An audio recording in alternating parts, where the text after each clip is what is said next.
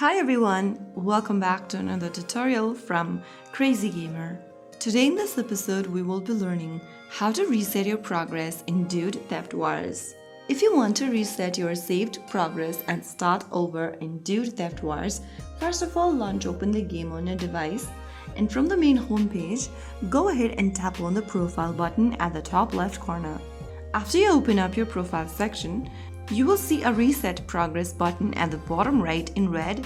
Tap on it, and then if you want to permanently delete your saved data from the cloud, click on delete in the pop-up. Remember, this action cannot be undone. All your progress, including unlocked items, settings, and saved garages, will be lost and cannot be recovered. If you're sure you'd like to delete it, click on delete. And that's how you easily reset your progress in Dude Theft Wars. So that's how it's super easily done. If you found the video helpful, don't forget to like, share, and subscribe to our channel.